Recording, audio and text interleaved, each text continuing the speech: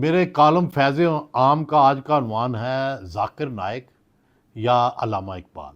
میری تربیت میں علماء کرام اور مشائخ اعظام کی کفش برداری شامل ہے۔ علماء کرام ہمارے سروں کے تاج اور ہماری آخرت کا سہارا ہیں۔ ہمیں جو تھوڑی بہت دین کی سمجھ ہے وہ انہی علماء و مشائخ کے وجود مسعود سے ممکن ہوئی ہے۔ پوری مسلم دنیا میں علماء کا یہ احترام ہر طرف موجود ہے۔ میں تو کسی بھی عالم دین سے ملوں تو جھک کر ملتا ہوں۔ میرے والد صاحب تو مجھ پر زور دیتے تھے کہ گھٹنوں کو ہاتھ لگاؤں۔ حضرت ڈاکٹر ذاکر نائک کا میرے دل میں انتہائی احترام ہے۔ وہ قرآن کی ایک ایک آیت کو جس طرح کھول کر بیان کرتے ہیں اس سے قلب و ذہن کے دروازے واہ ہو جاتے ہیں۔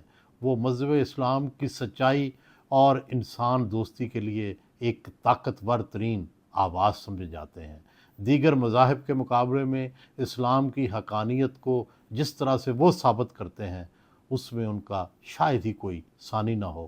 احمد دیدات کے بعد آج وہ واحد مسلمان ہیں جو عیسائیوں، ہندوؤں اور یہودیوں کو ایسا مسقط جواب دیتے ہیں کہ وہ لاجواب ہو جاتے ہیں۔ اپنی انہی خوبیوں کی وجہ سے وہ اب تک ہزاروں لوگوں کو دائرہ اسلام میں داخل کر چکے ہیں۔ میرے جیسے گناہ گار تو ان کے احسانات کا بدلہ تک نہیں اتار سکتے۔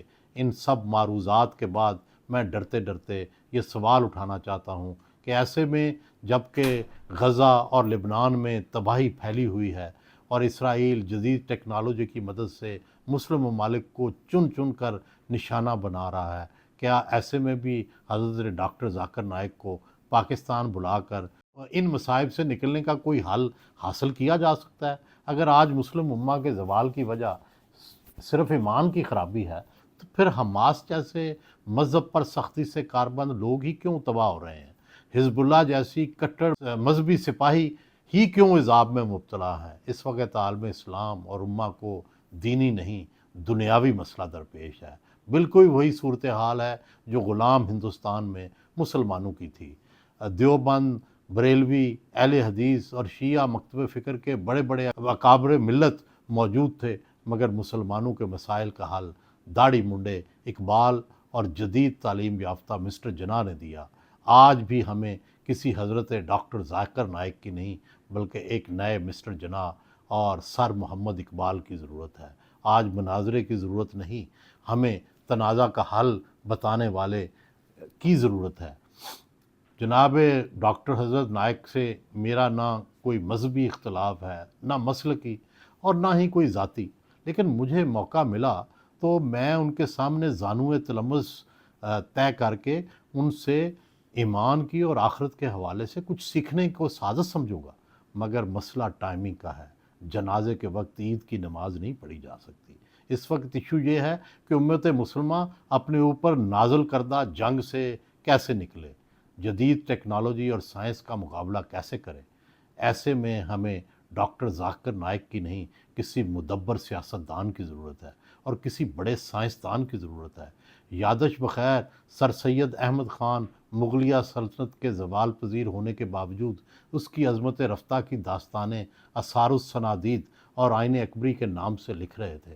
انہوں نے اپنے والد مرحوم کے دوست اسد اللہ خان غالب سے ایک کتاب کے بارے میں پیش رفت کا تقاضا کیا تو انہوں نے فارسی نظم لکھ کر بھیجی جس کا لب لباب یہ تھا کہ ان پرانے دساتیر کو چھوڑو اور دیکھو مغربی دنیا میں کون سے نئے آئین لکھے گئے ہیں، سائنس اور ٹیکنالوجی نے وہاں کیا کیا ترقی کی ہے، اس کو اپناؤ۔ اور پھر اس نصیحت یا تجربے سے سر سید احمد خان کی زندگی اور سوچ میں ایک انقلاب آ گیا اور انہوں نے روایتی علماء کی سوچ سے انحراف کرتے ہوئے مسلمانوں کو انگریزی زبان اور سائنس کی تعلیم دلانے کا مشن شروع کر دیا۔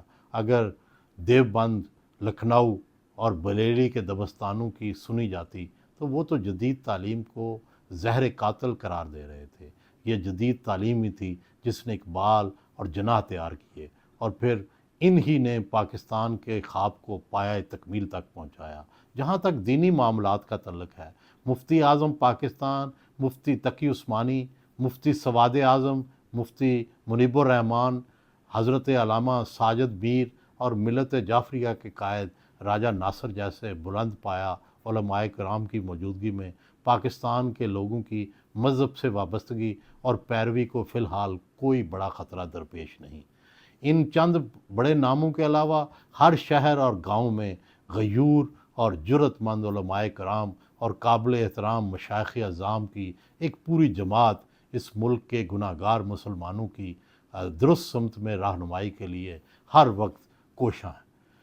ایک طرف تو ہم غزہ و بیروت کی کربلا سہ رہے ہیں، دوسری طرف کیا ہم پھر سے اس بحث میں پڑ جائیں کہ نماز ہاتھ کھول کر پڑھنا درست ہے یا ہاتھ باندھ کر؟ کیا ڈاکٹر ذاکر نائک کی آمد سے انہی متنازع امور کو ہوا نہیں ملے گی؟ کیا امت مسلمہ کو یاد نہیں کہ سقوط بغداد کے وقت جب ہلاکو خان مسلمانوں کے سروں سے مینار تعمیر کر رہا تھا تب بھی ہم فروئی مناظروں میں الجھے ہوئے تھے؟ اس وقت کے مناظر اعظم اپنے اپنے عقائد کے حق میں دلائل کے انبار لگا رہے تھے اور منگول فوجی ان کے عقائد سے قطع نظر سب مسلمانوں کو گاجر مولی کی طرح کاٹ رہے تھے۔ کیا ہم پھر بغداد کی تاریخ دہرانے کے در پہ ہیں؟ سلطنت عثمانیہ کا زوال بھول گئے؟ کافی کے مسلمان یا کافر ہونے پر فسادات، تصویر کے اسلامی اور غیر اسلامی ہونے پر جھگڑے، گھڑیال کو بدعت قرار دینے کا واقعہ اور شہزادے کا چوک میں گھڑیال کا کلہاڑے سے قتل عام کر کے جشن فتح منانے کا اعلان، کیا ہم پھر انہی تاریک راہوں کی طرف لوٹ رہے ہیں؟ کیا سقوط ڈھاکہ یاد نہیں جب مغربی اور مشرقی پاکستان کے دو بھائیوں میں وہ تعصب کی لڑائی ڈالی گئی کہ بھارت کو سقوط ڈھاکہ کا دن دکھانے کا موقع مل گیا؟ کیا یہ وقت پاکستان کے مختلف مکاتب فکر میں اتحاد کا ہے یا یہ ثابت کرنے کا کہ رفع یدین درست ہے یا نہیں، مزار پر جا کر دعا مانگنی جائز ہے یا نہیں، یا پھر رسول اللہ صلی اللہ علیہ وسلم کو غیب کا علم تھا یا نہیں؟ مولانا حضرت اپنی یہ قادر الکلامی کسی اور وقت تک اٹھا رکھیں، پھر آپ اپنے عقائد کی حقانیت سب پر ثابت کر لیجیے گا اور باقی سب گناہ گاروں کو رائے راست پر لے آئیے گا۔ ابھی تو یہ وقت اتحاد کا ہے، ہمیں ایک نئے اقبال اور ایک نئے جناح کی ضرورت ہے، کسی ایسے مولانا حضرت یا ڈاکٹر کی نہیں جو فرقہ وارانہ مسائل پر اتھارٹی رکھتا ہو۔ ہمیں تو وہ چاہیے جو مغربی دنیا کے مقابل کھڑا ہونے کا طریقہ بتائے، ہمارے اتحاد کا ذریعہ بنے، کوئی راستہ نکالے کہ غزہ اور بیروت کی تباہی رکے، ایسا فارمولہ بنائے کہ جس سے ایران محفوظ اور پرامن رہ سکے، ایسے اقدامات بتائے جس سے پاکستان کا ایٹمی پروگرام محفوظ رہ سکے، اور یہ سوچے کہ امت مسلمہ کیسے متحد ہوگی، ایسے میں معاشی تعاون کیسے ہو سکتا ہے، ہم ٹیکنالوجی اور سائنس میں اسرائیل اور امریکہ کی مسابقت میں کیسے آ سکتے ہیں۔ اس وقت کسی مناظر کی ضرورت نہیں، مدبر کی ضرورت ہے۔ بحران میں مرد بحران چاہیے ہوتا ہے، ماہر علم الکلام نہیں۔ امت مسلمہ کو اس وقت اتحاد کی ضرورت ہے، ایسے لیڈر کی ضرورت ہے جو مسلمانوں کو جوڑے، جو اتفاقات کو تلاش کرے، اختلافات کو نہ ڈھونڈے۔ کیا ڈاکٹر ذاکر نائک اس کام کے لیے موزوں ہیں؟ ہمیں اس موقع پر کسی ایسے مرد مومن اور زیرک نگاہ کو پاکستان بلانا چاہیے تھا جو اقبال کی طرح خطبہ الہاباد دے کر مسلمانوں کو نئی دنیا میں سر اٹھا کر چلنے کا کوئی حل بتاتا، کوئی ایسا مہمان آتا جو بتاتا کہ اسرائیل کی ڈیجیٹل جنگ کا مقابلہ کس تکنیک سے کرنا ہے۔ ہمارے مذہبی مقرر کیا جانے کہ اسرائیل کے غیر مرئی مصنوعی ذہانت یونٹ 8200 کا مقابلہ کیسے کرنا ہے۔